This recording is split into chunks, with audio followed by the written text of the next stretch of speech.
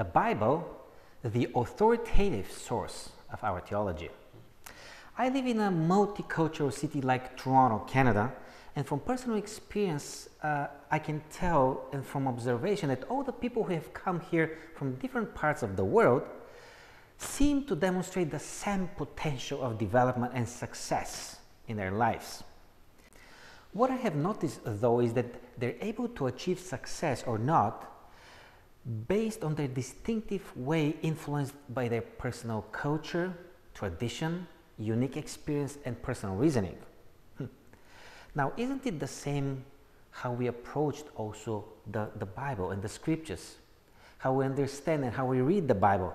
Don't we interpret the messages there in the same way, influenced by our culture, traditions, unique experience, and personal reasoning? The question today is like, is this a reliable structure for us that we can base our theology of Bible doctrine and truth on? Or we've been wrong all along? We're continuing the study on how to interpret Scripture, and these are the keywords for this week: tradition, experience, culture, reason, and the Bible itself. Every Christian cites the Bible to support his understandings, but we see so many things differently.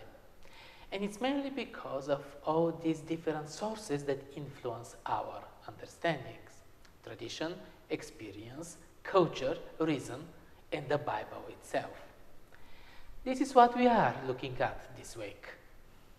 So let's talk about tradition. Tradition is best for creating routine and creating a structure, and who doesn't need that? It gives us stability, safety, and also the feeling of being grounded in a solid platform. However, with time, tradition gets bigger, and it suffocates the core truth. It suffocates the life out of the word or of a commandment. This is how Jesus spoke of people who were reliant on a tradition. He said, "They worship me in vain because their teachings are merely human rules." Traditions are good when they are supportive, and a disaster when they become a reason or purpose in itself. Some Christian churches, like the Catholic or Orthodox Church, put the tradition of the fathers of the church in front of the Bible and use it as a prism through which to understand it. In our view, and I believe that history confirms that, this can't lead to anything good. The next element that influences how we understand the Bible is the experience. And I'm absolutely sure that if you're sitting right now and watching this video, you had some moments of experience with the divine being, with God.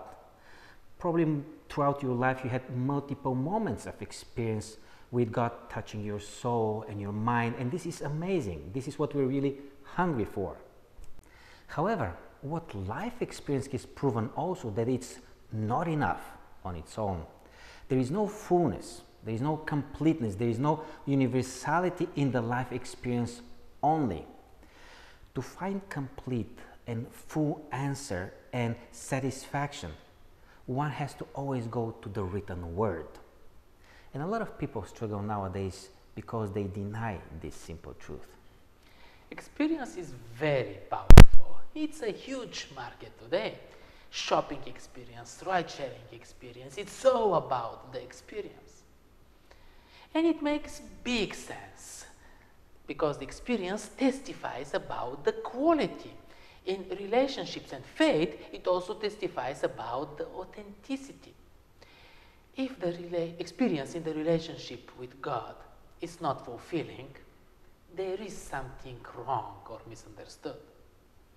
But experience can be also very deceptive and used by predators to prey on victims who are so thirsty about the experience that are become blind and naive to be taken advantage of. When it's all about the experience and there is no other solid base, we start seeing what we want to see and there is no objectivity. How about culture?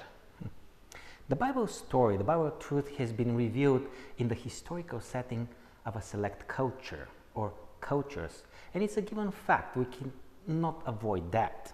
However, I'm asking again the same questions. Is it enough as a criteria for the culture to define what's truth and knowledge?